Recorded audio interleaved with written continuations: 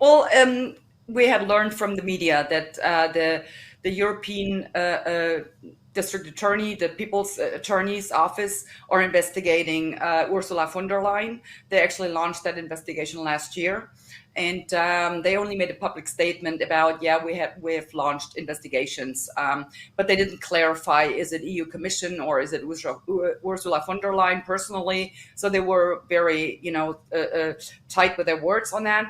So, and a few weeks back, they said a little more. Yes, they are actually investigating Ursula von der Leyen personally and her role in negotiating these contracts, which, as you pointed out, her buddy, CEO of Borla, Albert Borla, he benefited from that, and her husband as well. So it kind of makes you think, well, what is going on there? So she has been refusing to show up in the COVID committee. So has Albert Borla, by the way. They declined to show up there twice, and they would be the only ones to shed light on these text messages that apparently have been exchanged. So, like I said, she negotiated a contract for 4.6 billion of those doses. I mean, this is half the planet. And They did so in November of 22. So what did she know that none of us knew? Because, they said it was 2 shots only. 2 shots. Right. Why would they buy 11 shots for every single European citizen? Why would they do that? So anyhow, so they're investigating her, and the news broke, and I thought it was reason enough for her to show up in Parliament and answer some questions, because we, as the elected representatives of the people in the various member states, our job is to answer to the people. But how can we do that if we don't get the answers that we need in order to fulfill our job? So she is actively preventing us from doing our job, the job we were being elected to do, and the job we are being paid for by the taxpayers and no one else.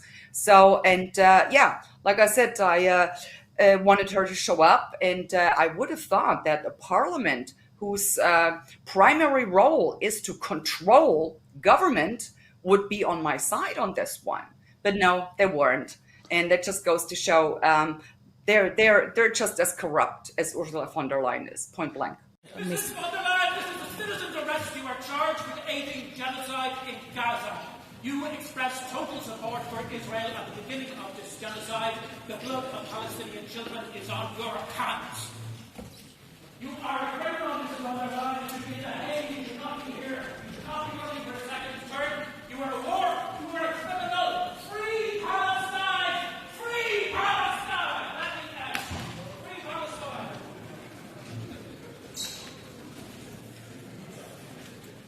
I'm sorry. 1,000 people are dead because of you. You're a war criminal. You're a war criminal, and you're doing propaganda for the EU. You're talking about democracy and women's rights. This is not what the EU is about. You're a war criminal. Call for a ceasefire now. Call for a ceasefire. I'm sorry. Free Palestine. You are a war criminal. You are a shame for Germany. Sie sollten sich schämen, Frau von der Leyen. Sie sollten sich schämen. Sie sind eine Kriegsverbrecherin. Sie haben es nicht verdient, gewählt zu werden. Sie haben es nicht verdient. Sie lügen und sie machen Propaganda. Das ist nicht Demokratie. Das ist keine Demokratie, Frau von der Leyen. Sie sind eine Kriegsverbrecherin. 15.000 Kinder sind tot. 15,000 children are dead. 15,000 children are dead, Frau von der Leyen. 15,000. And all you do is laugh. So why is Maastricht doing this?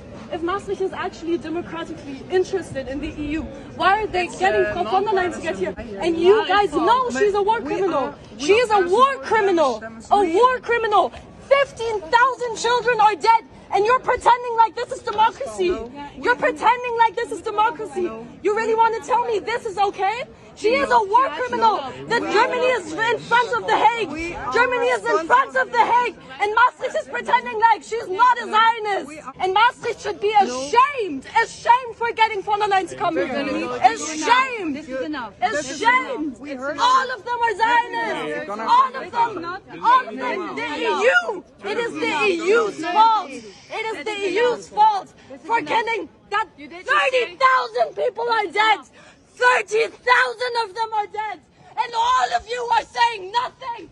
This is not democracy. This is not democracy. All of them are dead.